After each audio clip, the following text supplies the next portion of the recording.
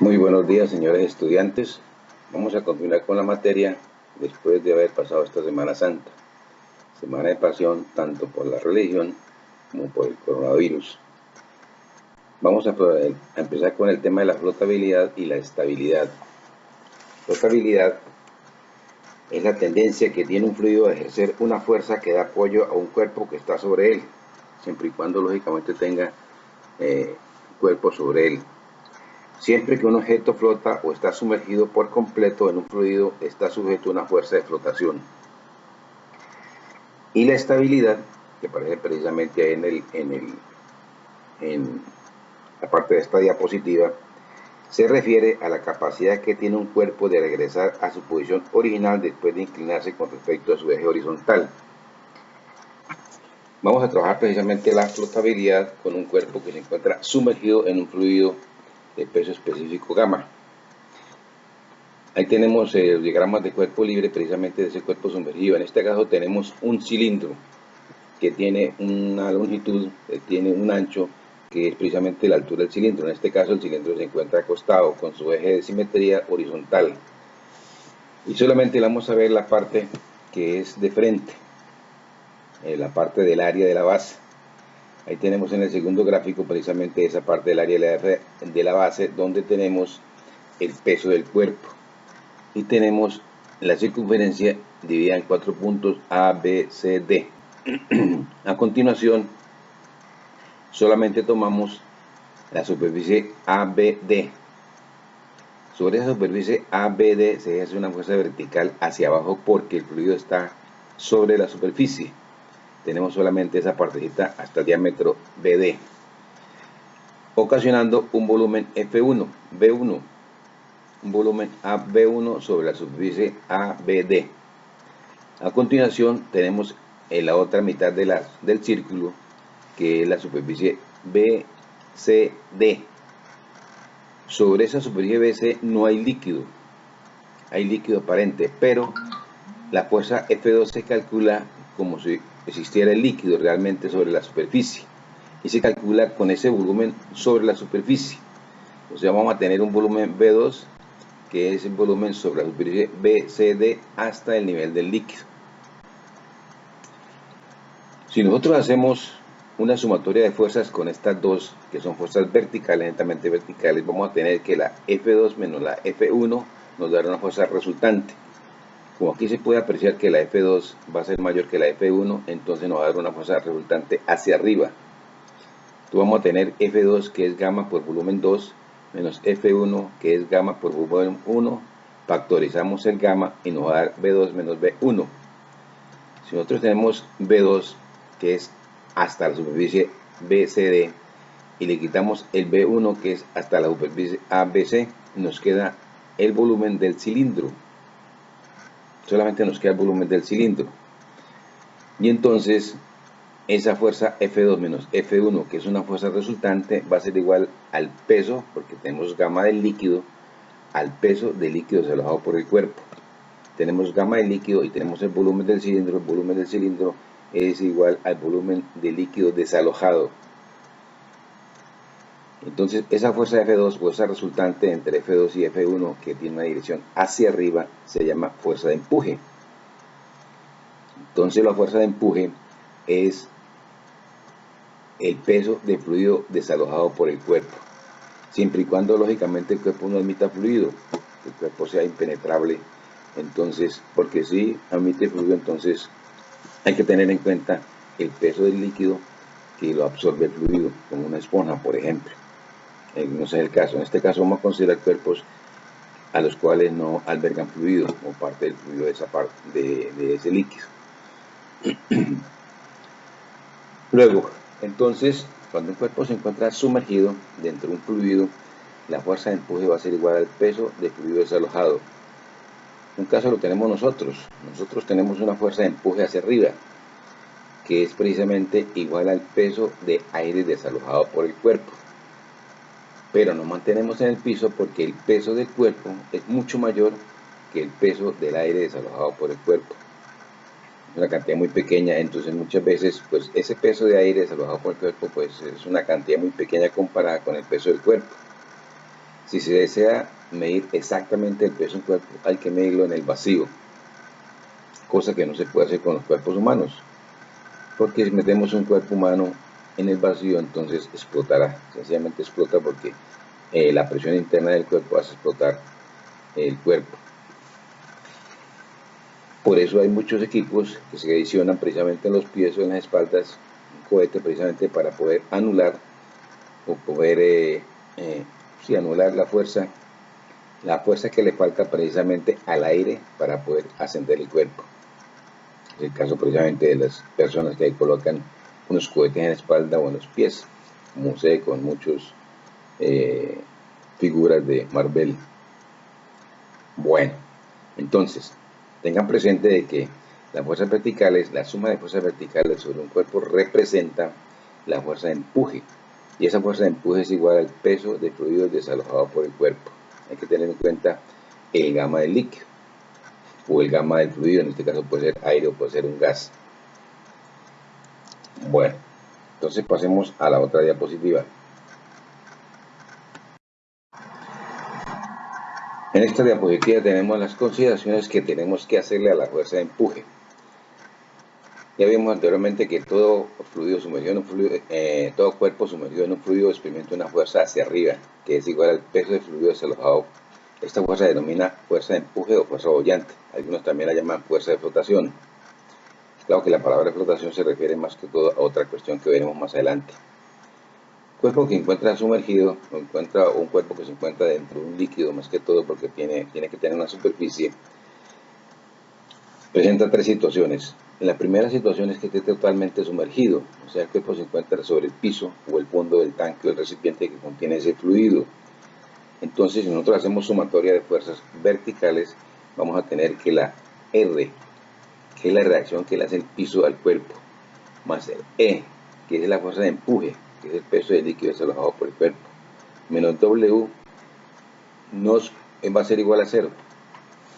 Entonces tenemos que el peso va a ser igual a R más E. Si nosotros tenemos el peso del cuerpo y calculamos la fuerza de empuje E, podemos calcular a la reacción o determinar la reacción que le hace el piso del cuerpo, la parte que lo sostiene. O si no tenemos un piso o tenemos un cable del cual penda el cuerpo, cable que está sosteniendo el cuerpo como la dirección que aparece en E, entonces tenemos precisamente la tensión que se ejerce sobre ese cable. Y esa tensión que se ejerce sobre ese cable representa el peso aparente. Si nosotros tenemos el peso del cuerpo y le quitamos el empuje, y ese empuje es menor que el peso del cuerpo, entonces ahí aparece una tensión en el cable que está sosteniendo, que está colgando el cuerpo. Esa tensión representa el peso aparente. Es como si el cuerpo estuviera con ese peso dentro del fluido. Nosotros, por ejemplo, cuando estamos en una piscina o estamos en el mar e introducimos un cuerpo dentro del agua, nosotros vemos que el peso de ese cuerpo es menor. Ese es un peso aparente. El peso del cuerpo es menor cuando se introduce dentro de un líquido, dentro del agua, en este caso, por ejemplo, la piscina o de un río o del mar. Ese peso es el peso aparente. Ese peso está representado por el peso del cuerpo menos la fuerza de empuje. Pasando al segundo gráfico, tenemos el cuerpo que está sumergido. Se encuentra sumergido, no está tocando el piso ni está tocando el nivel del líquido. En ese caso vemos que la fuerza de empuje es igual al peso del cuerpo. El cuerpo se puede colocar en cualquier parte de ese fluido que no sube ni baja, se queda en esa posición. Es una posición neutral. Y en otra posición vemos que cuando la fuerza de empuje es mayor que el peso del cuerpo, entonces el cuerpo flota. Se encuentra parcialmente sumergido o flotando. La fuerza de empuje en este caso es mucho mayor que el peso del cuerpo. Es el caso precisamente de los barcos, de las canoas, etcétera, que tienen, por ejemplo, los ríos, los mares, las naves que tienen los mares. Ahí tenemos que la fuerza de empuje es mayor que el peso del cuerpo. Y tenemos condiciones especiales para esos cuerpos cuando están flotando.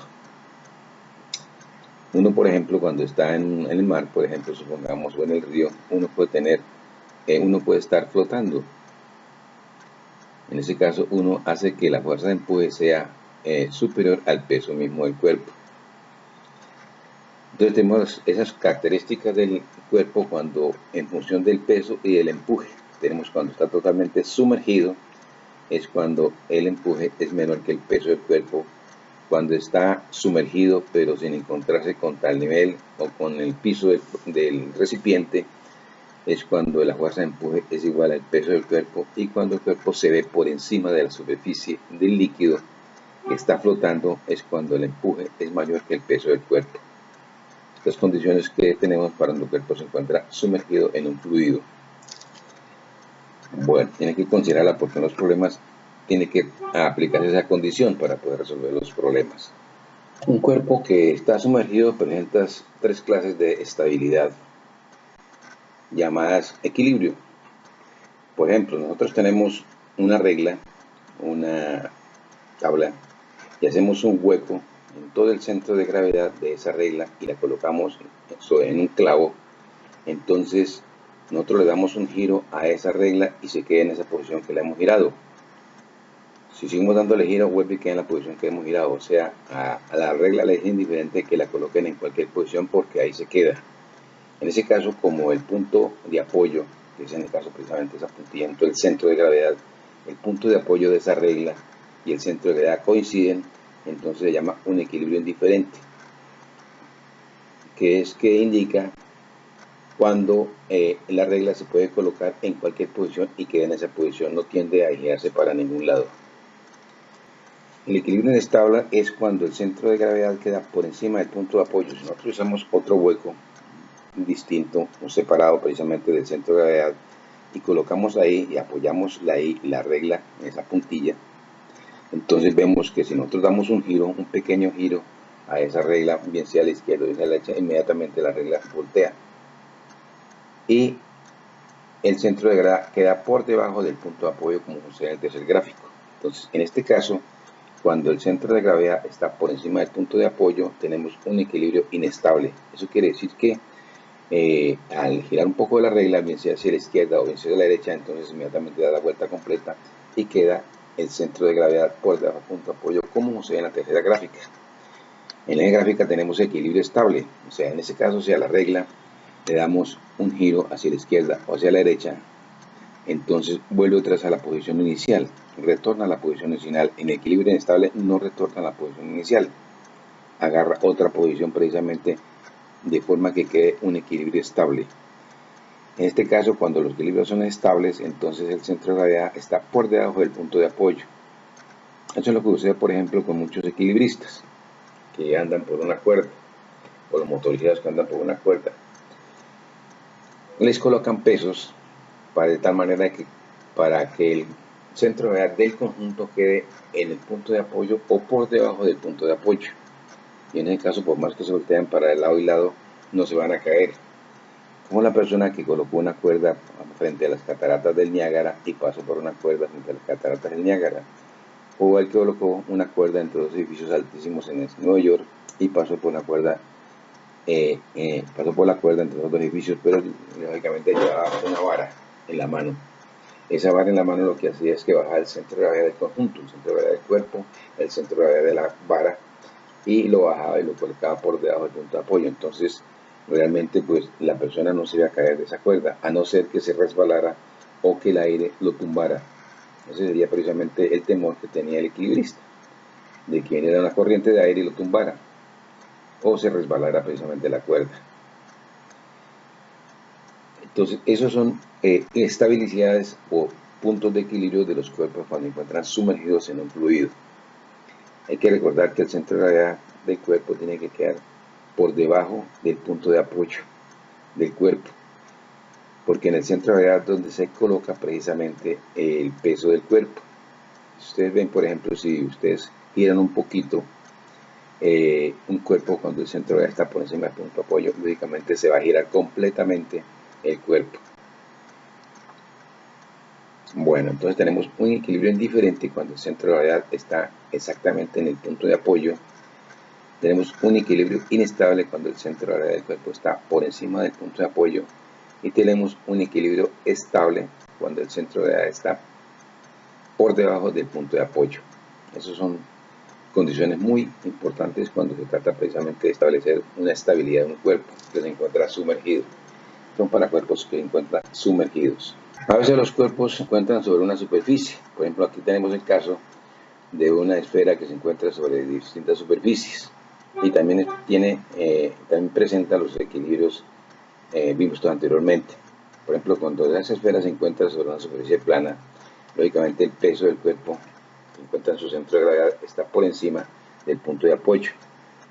Pero tenemos un equilibrio diferente porque la esfera no se mueve para ningún lado porque está sobre una superficie perfectamente horizontal. Si estuviera inclinada, pues lógicamente se inclina hacia la pendiente negativa. Tenemos, por ejemplo, la esfera colocada sobre una superficie curva que es hacia abajo, que es el segundo gráfico. Entonces tenemos un equilibrio estable. En cualquier desviación, cualquier movimiento que se haga la esfera, inmediatamente se va y se cae la esfera de esa superficie. Y tenemos el equilibrio estable, precisamente, que es una superficie que es curvada hacia arriba, que si nosotros desplazamos esa esfera hacia algún lado, entonces la esfera vuelve y retorna a su posición original. La condición precisamente de equilibrio estable es que el cuerpo retorne a su posición original con respecto a una horizontal. Si no retorna a su posición original, entonces tenemos un equilibrio inestable. Si la colocamos en cualquier parte y permanece ahí, entonces tenemos un equilibrio indiferente, que es lo que sucede precisamente con esa esfera colocada sobre esas tres superficies. Ahora, bien, la fuerza de empuje pasa por el centro del volumen del fluido desalojado. Nosotros tenemos aquí dos casos. Tenemos el centroide, que es precisamente el centro del volumen de fluido desalojado, suponiendo que el fluido tiene una densidad homogénea. Y tenemos el centro de gravedad de un cuerpo. El centro de gravedad de un cuerpo está desplazado un poquito hacia la derecha porque la parte de la derecha es un poco más densa que la parte izquierda. Ahí tenemos una parte más oscura. Entonces, lógicamente, el centro de gravedad no está en el centro del cuerpo. El centro del cuerpo, precisamente cuando el centro del cuerpo coincide con el centro del volumen del cuerpo, entonces es centroide. Se llama centroide cuando el centro del volumen del cuerpo está exactamente en el centro del volumen del cuerpo. Si ese centro de gravedad se encuentra un poquito desplazado, entonces ya no coincide con el centroide, que es el centro del volumen desalojado. Entonces la fuerza de empuje, que es una fuerza netamente vertical hacia arriba, pasa por el centroide.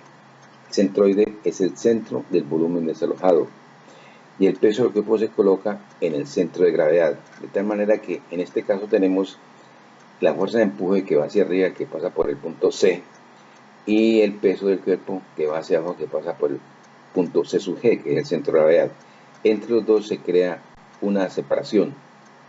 Esa separación obliga a que se cree un par, un momento, de tal manera que el cuerpo gira hacia la derecha y toma la posición que se encuentra en el segundo gráfico, en el cual la fuerza de empuje y la fuerza del peso tienen la misma línea de acción, pero el peso se encuentra por debajo de la fuerza de empuje.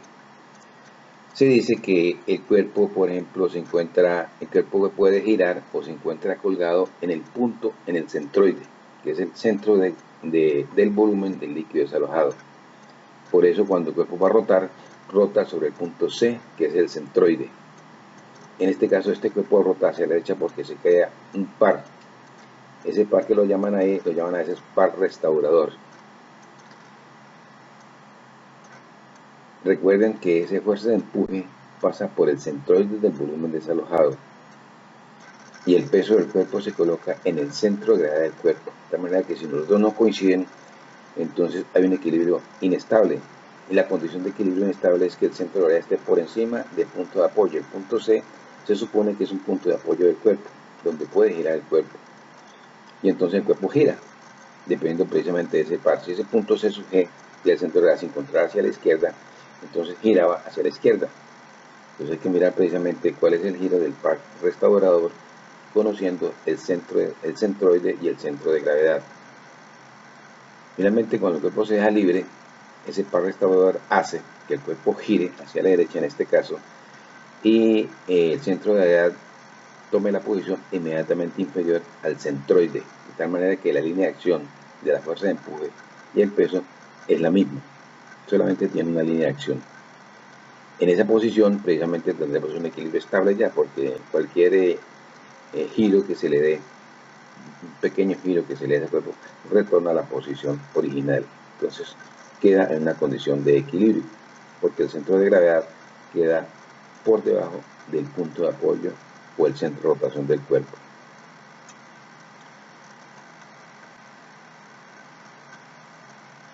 No tengan en cuenta que hay que saber, por ejemplo, si un cuerpo está denso, es completamente homogéneo, o sea, tiene una densidad en todos los puntos. El líquido, sí, realmente siempre se trabaja con un líquido que es homogéneo, que tiene la densidad en cualquier punto de la misma densidad, pero a veces los cuerpos, el centro de gravedad está un poco desplazado de su centroide porque hay una parte del cuerpo que es un poquito más densa que la otra y entonces ocasiona que el centro de gravedad no coincida con el centroide. Recuerden que el centroide es el centro del volumen desalojado por el cuerpo, volumen del líquido desalojado por el cuerpo, es el centroide, y que el centro de gravedad es donde se coloca el peso del cuerpo. Cuando el cuerpo es homogéneo, entonces el centro de gravedad coincide con el centroide. Si el cuerpo no es homogéneo, entonces el centroide no coincide con el centro de gravedad. El centro de gravedad o el centroide se encuentran desplazados y toman la condición de equilibrio cuando el centro de gravedad queda por debajo del centroide. O sea, la línea de acción es una misma tanto para la fuerza de empuje como para el peso del cuerpo. Recuerden esa condición, muy importante.